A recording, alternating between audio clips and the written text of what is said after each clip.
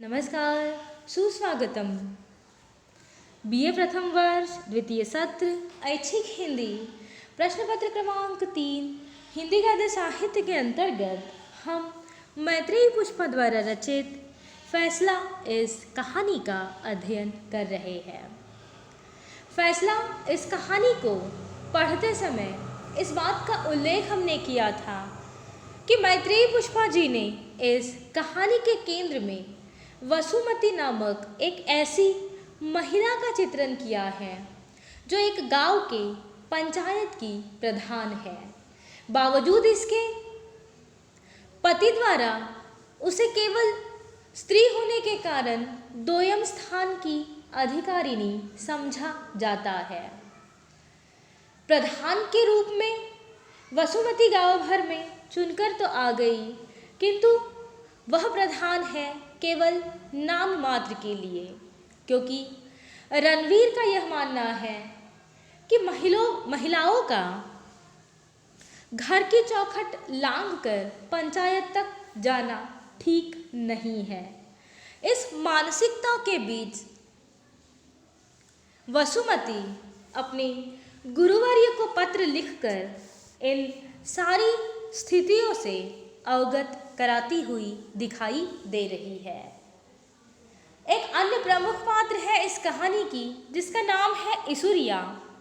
एक और है वसुमती, जो शिक्षित होने के बावजूद भी अपने पति द्वारा लादे गए बंधन को चुपचाप स्वीकृत कर हर एक नियम का पालन करती हुई दिखाई देती है।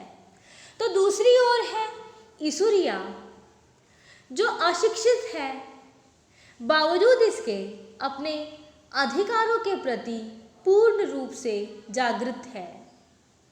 वसुमती का प्रधान के रूप में चुन लिया जाना वसुमती के लिए नहीं, बल्कि ईश्वरिया के लिए जैसे एक स्त्री के अधिकारों की जीत है।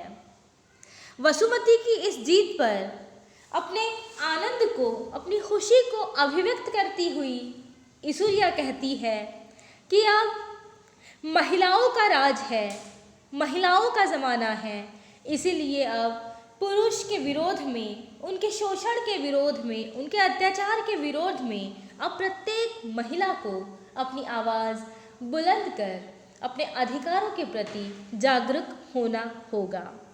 और इसी दृष्टि से वह वसुमती से पूछती है, उस स्थान पर जहाँ पर गांव की सभी महिलाएं इकट्ठा हुई है, कि वसुमती की जीत की खुशी में यात्रा कब निकाली जाएगी, अर्थात जुलूस कब निकलेगा। क्योंकि उसे याद है कि जब रणवीर प्रधान पद के लिए चुन लिया गया था तो कितना बड़ा जुलूस गांव की ओर से निकाला गया था। रणवीर को कंधे पर उठाकर मानो गांव की परिक्रमा ही करवाई गई थी, अर्थात गांव के चप्पे चप्पे में रणवीर की जीत का यह जुलूस घूमता हुआ दिखाई दिया था। और इसी प्रकार अब वसुमती की जीत पर भी ऐसा ही जुलूस, ऐसी ही शोभा यात्रा निकले, इसकी इच्छा लिए ईश्वरिया सभी महिलाओं के तथा वसुमती के सामने अपनी इच्छा को जाहिर करती है। इस पर सरूपी, जो गांव की ही एक अन्य महिला है, कहती है कि तू रणवीर को रन्ना रन्ना क्यों कह रही है? यदि उन्हें पता चलेगा तो सबसे पहले तेरी जेहल कराएंगे, अर्थात तुझे जेल में जाना पड़ेगा। ईश्वरिया ने लापरवाही से सिर झटका और कहने लगी, सुन लो सरूपिया, रन्ना तो क्या, तेरा ससुर गजराज भी मुझे जेहल नहीं कर सकता। झुंड में से कोई बोल पड़ी, काहे को मुँह लगती हो इस सरक पताल के। ओ ईश्वरिया, तेरी छिरिया वे निकली खेत की ओर, अर्थात तेरी बकरियों का झुंड खेत की ओर चल पड़ा है।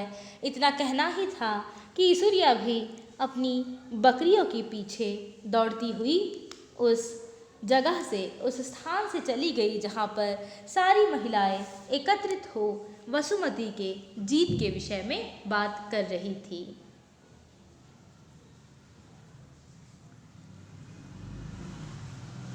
एक ऐसे प्रसंग का उल्लेख यहाँ पर वसुमती करती हुई दिखाई दे रही है कि जहाँ पर गांव की पंचायत लगी थी और फैसले के लिए प्रधान के रूप में वसुमती का इंतज़ार किया जा रहा था।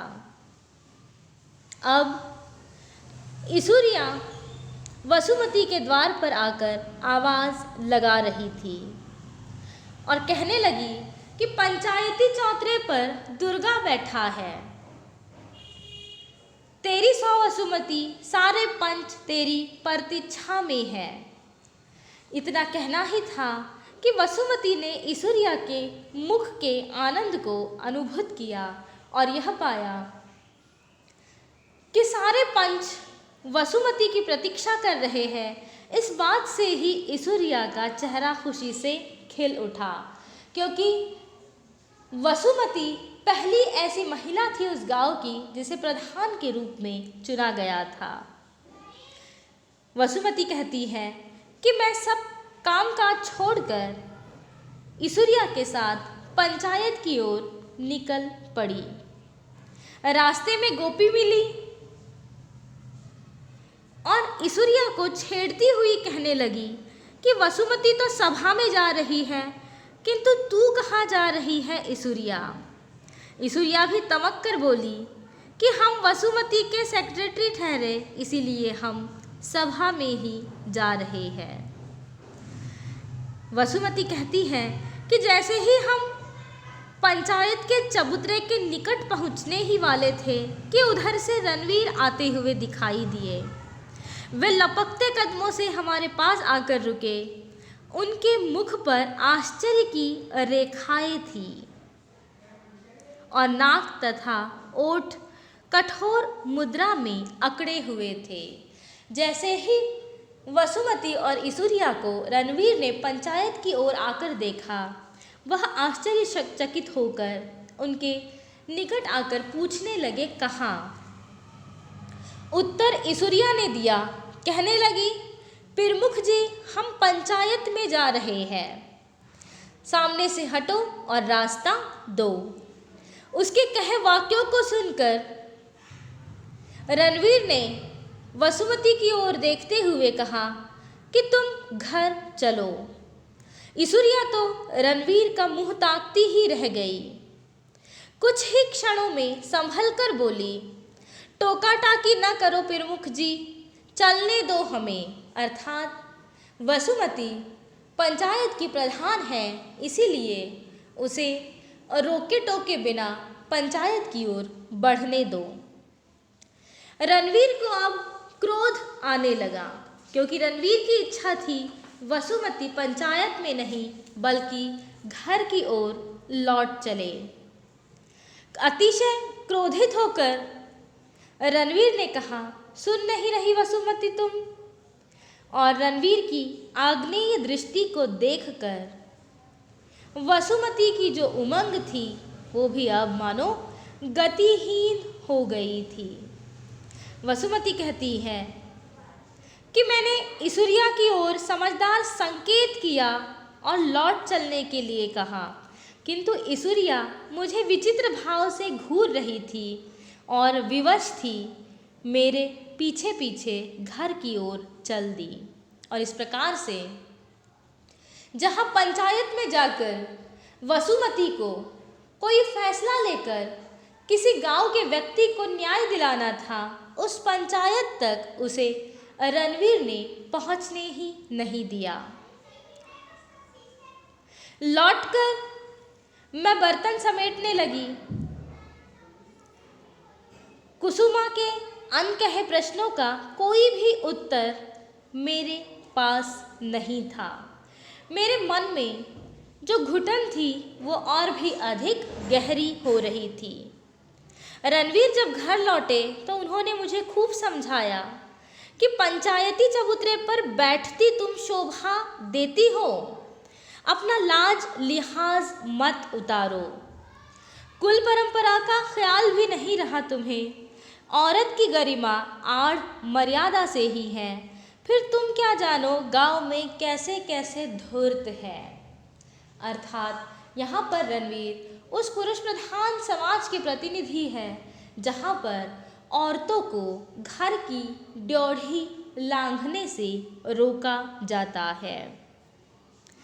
पति की इस बातों के विषय में मन में अतिशय क्रोध उफन रहा था, किंतु बावजूद इसके इस आक्रोश को सहती हुई वसुमती रणवीर को कोई उत्तर नहीं दे पाई। हर बार ऐसे ही होता। जहाँ भी वसुमती की दस्तखत की आवश्यकता होती, रणवीर वे सारे कागज पंचायत से घर ले आते और वसुमती केवल उन पर दस्तखत कर देती। इस प्रकार से वसुमती पंचायत की प्रधान तो थी, किंतु केवल नाम मात्र के लिए, क्योंकि उसके एवज में सारे फैसले स्वयं रणवीर ही बिना वसुमती की सलाह लिए किया करते थे। इस पर अपने मास्टर साहब को लिखती हुई वसुमती कहती है कि मास्टर साहब, मैंने कई बार सोचा कि दस्तखत नहीं करूँगी और ऐसा मैंने किया भी। एक बार ऐसा हुआ कि रणवीर कुछ कागजात लेकर मेरे समीप पहुँचे और मैं दस्तखत करना टालती रही। वे कहने लगे कि सुनो, मैंने लिखत पढ़त का सारा काम निपटा लिया है, तुम्हें केवल दस्तखत करने हैं, इतना समय भी तुम्हारे पास नहीं है। मैं उनके पास पहुंची। उन्होंने मेरे हाथ में पेन पकड़ाकर दस्तखत करने के लिए आग्रह किया, किंतु मैंने कहा कि मजदूर आए थे मेरे पास, कहते थे कि अभी तक गारा और पत्थरों की ढुलाई का जो काम उन्होंने किया है उसकी मजदूरी उन्हें नहीं मिली है। गांव की औरतें भी ताना देती हैं कि भली हुई तुम प्रधान, अपने द्वारे पर ही पक्का खरंजा करा लिया, अपनी गली ही पत्थरों से जड़ ली। हमसे क्या बैर था बहन कि हमें कीचड़ में ही जीने के लिए छोड़ दिया। बच्चों को स्कूल से भेजते भी डर लगता है। छत आज गिरी की कल आपके अलावा कौन सुधरवा सकता है उसे। कौन कहेगा कि यह प्रमुख का या प्रधान का गांव है। गड्ढों में पानी, पानी में मच्छर, कूड़ा कचरा, घर घर जूड़ी ताप, कुछ दवा दारू होती गड्ढों की पुराई जैसे लालपुर में हुई है। कुछ भी तो नहीं हुआ जवाहर रोजगार योजना के पैसे से। उन सारी समस्याओं को वसुमती ने एक के बाद एक रणवीर के सामने गिनवाना शुरू किया, जिन समस्याओं के लिए सरकार की ओर से अनुदान के रूप में कई पैसे मंजूर हुए थे और जिस पर वसुमती की दस्तखत थी, किंतु बावजूद इसके गांव का कोई भी काम सही ढंग से पूर्ण नहीं हो पाया था। और इन अधूरे कार्यों को अपने पति के समक्ष रखती हुई इन सभी समस्याओं का उल्लेख वसुमती कर रही थी। वसुमती की एक के बाद एक बातें सुनकर रणवीर की आंखें मानो फैलती चली गई। उनकी दृष्टि धीरे धीरे खौलने लगी। अर्थात वसुमती से केवल हस्ताक्षर करने के लिए कहा था, किंतु हस्ताक्षर किए बिना वह तो एक के बाद एक प्रश्न पूछ रही है और यहाँ तक कि जवाहर रोजगार योजना के पैसे जो ग्राम के विकास के लिए मिले थे, उन पैसों के विषय में भी वसुमती पूछ रही थी। अब रणवीर के चक्षुओं से ऐसे अग्निबाण बरसने लगे कि वसुमती कहती है, मैं खड़ी खड़ी ही भस्म होने लगी। अर्थात रणवीर के चेहरे पर छाया हुआ, उसकी आंखों में छाए हुए क्रोध को अब वसुमती भली भांति अनुभूत कर रही थी। आगे वह लिखती है कि मास्टर साहब, मेरे बोल तपते तवे पर पड़े छींटों की तरह जलने लगे थे। अब रणवीर ने प्रश्न किया कि यह सारी शिकायतें गांव की औरतें कर रही थी या तुम स्वयं? इस पर वसुमती कहती है कि ये सारी शिकायतें गांव की ओर से ही आई है। प्रधान के कर्तव्य और अधिकार वाली पुस्तिका क्या तुमने रट रखी है जो ये सारी बातें तुम मेरे समक्ष कर रही हो? ऐसा चुभने वाला प्रश्न पुनः रणवीर की ओर से किया गया। रणवीर ने कहा कि तुम प्रधान हो, कोई एमएलए नहीं हो, और उनके चेहरे पर एक विद्रूप हंसी छा गई। रणवीर की तीक्ष्ण भाषा से कांपते हुए मैंने चुपचाप लिख दिया वसुमती देवी, अर्थात यह मेरी दस्तखत। इस रुपए को जिस दिन हस्ताक्षर करके लाई थी उन दिनों स्वर्ग के सपनों में विचरा करती थी। अब अपने मास्टर साहब को उन प्रसंगों के विषय में बता रही है जब प्रधान बनने के बाद गांव के विकास के सपने वसुमती ने देखे थे। उसने देखा था कि गांव में चमचमाते हुए स्कूल और पक्की गलियां बन गई है। वर्षा की रौ में ढहे झोपड़ों को संवार देने की आकांक्षा उसके मन में थी। हाथ पर हाथ धरे बैठे बेरोजगारों के घर दुर्दिनों में चूल्हा जलाने की बात उसने सोची थी, अर्थात ऐसे सामान्य लोगों की मदद वह करना चाहती थी जिनके घर मुश्किल समय में 2 समय का खाना तक नहीं बनता था।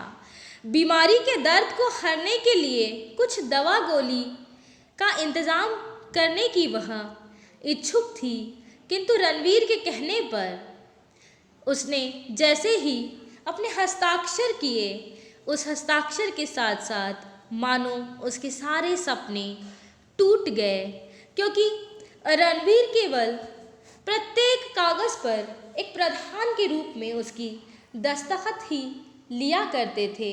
अन्य कोई भी फैसला लेने का अधिकार वसुमती के पास नहीं था।